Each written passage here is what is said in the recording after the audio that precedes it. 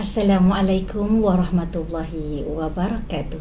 Rabbi shrah li sadri wa yassir li amri wahlul 'uqdatam min lisani yafqahu qawli. Amma ba'd.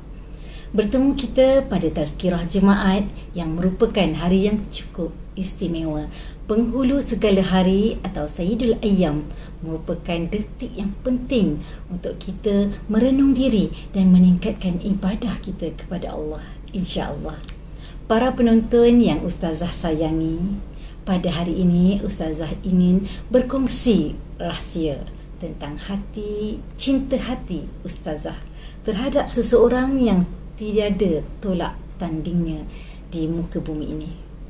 Cinta yang sangat mendalam dan tiada penghujungnya, insya-Allah.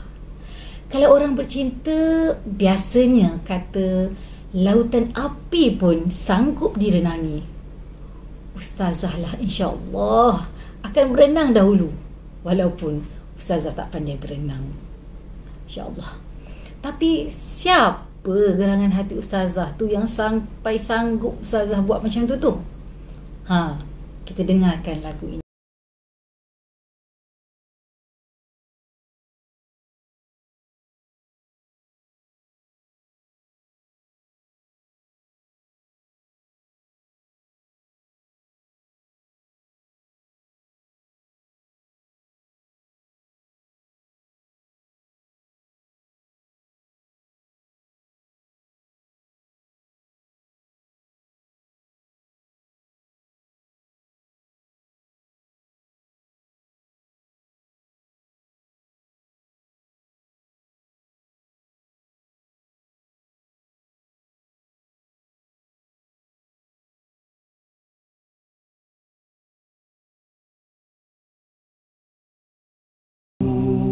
Ya Rasulullah, ya Habiballah.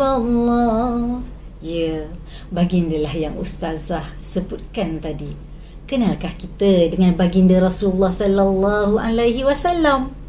Kalau kita kata kan, kita cinta Rasulullah, Ustazah ada 10 soalan lah Ustazah nak tanya lepas ni. Mesti kacang aja nak jawab. Senang aja, insya-Allah. Ibaratnya kalau tak kenal, maka tak cinta kan?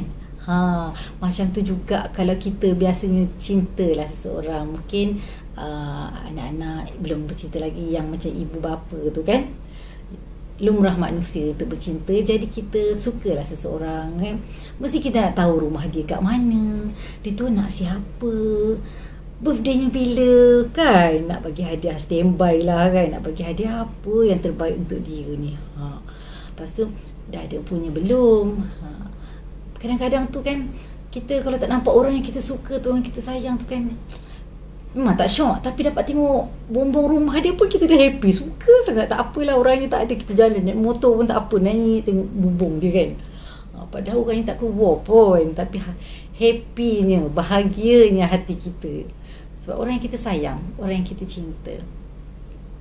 Tapi persoalan kat sini, kalau kita cinta Rasulullah, macam mana cinta kita pada Rasulullah, macam mana kita nak tunjukkan pada Rasulullah?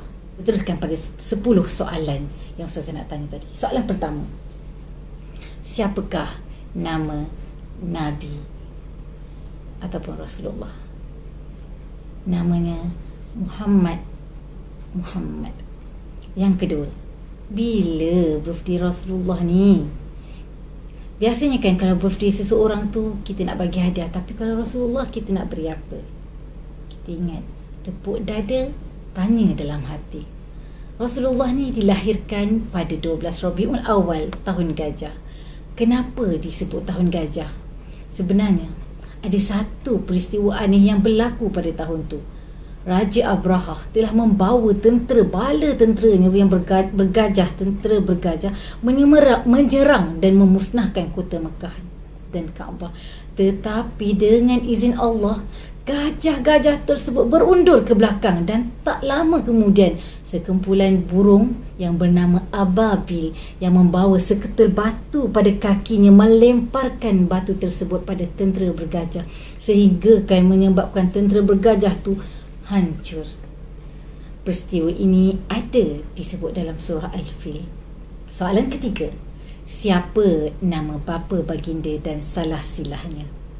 Bapanya Abdullah bin Abdul Muttalib bin Hashim bin Abdul Manaf bin Qusay bin Kilab bin Murrah bin Ka'ab. Siapa pula ibu Nabi Muhammad sallallahu alaihi wasallam?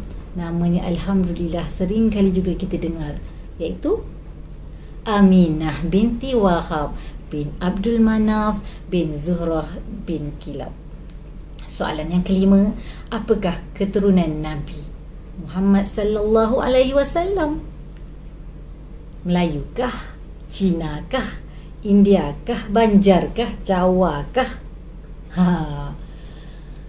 Baginda merupakan orang Arab Quraisy.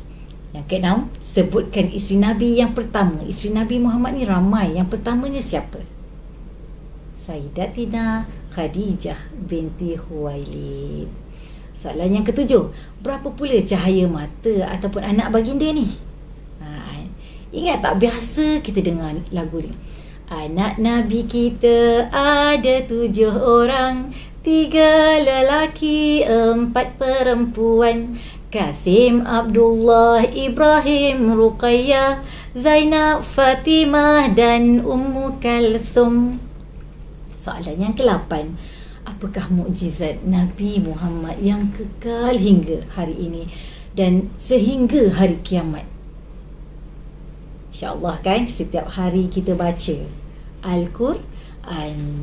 Barang siapa yang membaca Al-Quran setiap hari akan mendapat syafaat di akhirat. Itu janji Allah. Hingga kan setiap satu huruf yang kita baca akan mendapat 10 pahala. Membaca Quran juga boleh menyembuhkan penyakit hati seperti iri hati, hasad, dengki, memfitnah, mengaibkan orang lain, berdendam dan macam-macam lagi.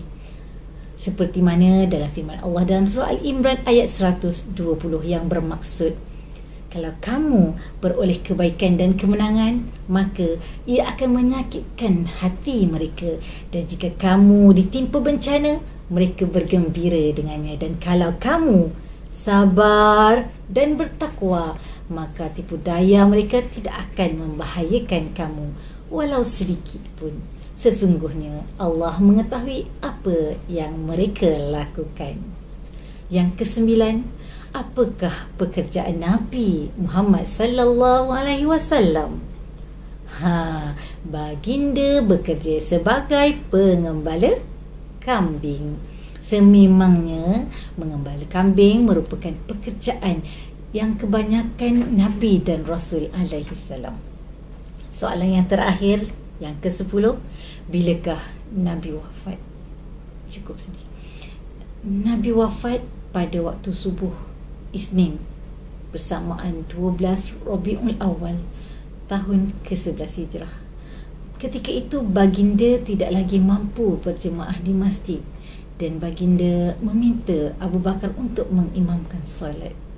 Rasulullah meninggalkan kita buat selama-lamanya. Ketika itu baginda berumur 63 tahun. Okeylah, masa pun dah mencemburui. Ustazah teringat pada ceramah Ustaz Don Daniel di TV Al-Hijrah. Katanya, jangankan di akhirat nanti, na'udzubillahi min zalik, ketika Nabi nak selamatkan umatnya, Nabi pegang bahu kita tapi kita tepis tangan Nabi. Kenapa kita tepis? Sedihnya kerana ketika itu kita tidak kenal pun Nabi. Allahu Akbar, na'udzubillahi min zalik. Sekian, wabillahi taufiq wal hidayah. Wassalamualaikum warahmatullahi wabarakatuh. Tatap wajahmu, kami rindu padamu.